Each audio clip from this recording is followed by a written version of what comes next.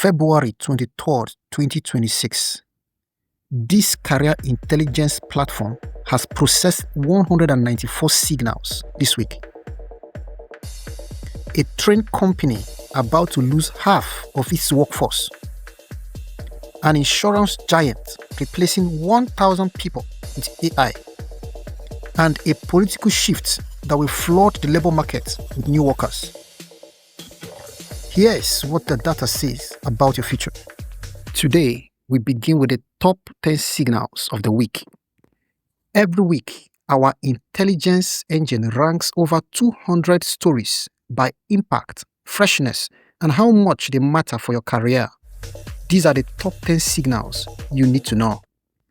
On number 10 today, Deutsche Telekom achieves a quantum breakthrough in Berlin. This is not an immediate job changer, but this is the kind of foundational technology that creates whole new industries in 5 years. Smart workers are bookmarking this. Number 9. Tante Zukunft opens a personnel-free supermarket in Jena. A robot packs your groceries. The retail job debate just got literally physical. Number 8. The German government pays Microsoft nearly €500 million. This is digital dependency at scale.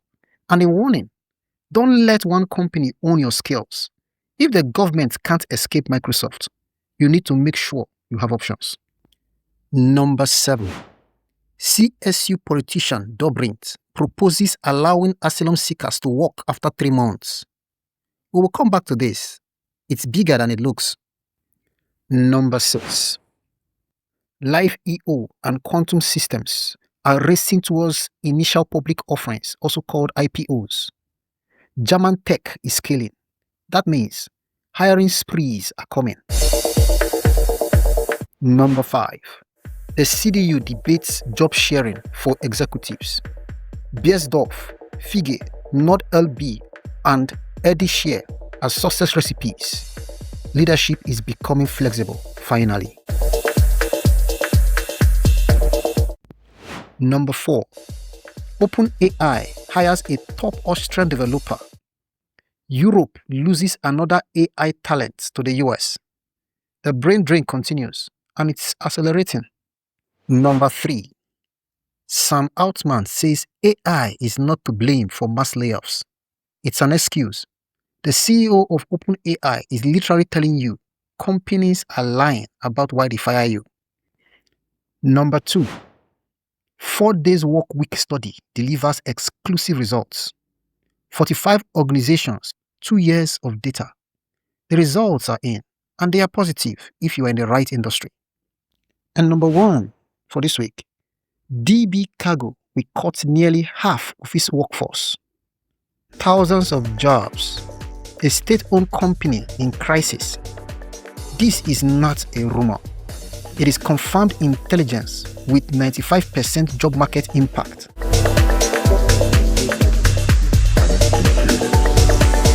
This week, we look at the 3 signals that predict the future. Now, the analysis. 3 signals this week don't just report the news. They predict where the German labor market is heading. And here is what the smart worker are already watching. Signal 1. The state-owned collapse. DB Cargo, the freight subsidiary of Deutsche Bahn. The new CEO announces thousands of jobs will go, almost half the workforce. The headline is brutal. But here is what the data tells us that the headline doesn't. DB Cargo has been in crisis for years. This isn't a sudden shock. It's a slow bleed finally acknowledged. The question is, where do those thousands of workers go? Take a hypothetical. Think about this. A DB Cargo dispatcher with 14 years of experience, highly skilled in rail logistics. But the broader job market doesn't have a freight rail category waiting for them. So what happens?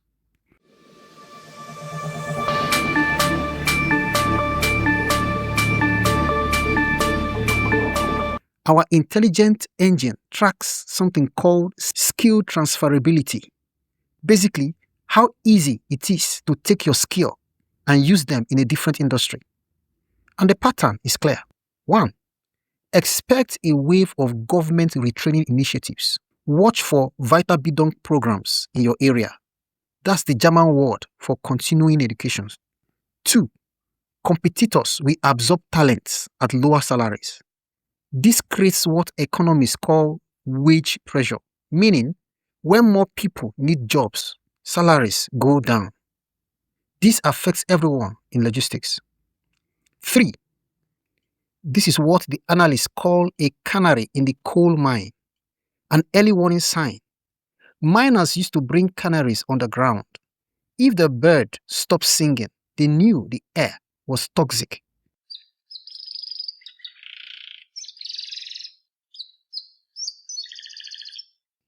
DB Cargo is that canary for every state-owned company in Germany. If massive job cuts can happen at Deutsche Bahn, one of the country's largest employers, it can happen anywhere. At the post office, at city utilities, at regional transport companies. The message is simple. No job is permanently safe, even when the government owns the company. Signal 2. The AI replacement that is being honest about it. ERGO Group, 1,000 jobs eliminated. But here's the difference. They are telling the truth about why. Stellenabbau, ohne Kündigungen. That's the German for job cuts without layoffs. How is this possible? AI automation combined with internal retraining. They are working with Verdi Union. They are moving people into new roles, not onto the streets. This is the model every company claims they want. Almost no one actually does it. Imagine an ERGO claims specialist, 12 years in insurance. Suddenly, an AI can process claims in seconds. But instead of a pink slip, she gets 6 months of training and moves into an AI operation role, managing the system that replaced her old job. Why does this matter? Because it proves 2 things. First, AI displacement is real. It's happening right now in insurance, banking, and every data-heavy industry. Second, the outcome is negotiable. The difference?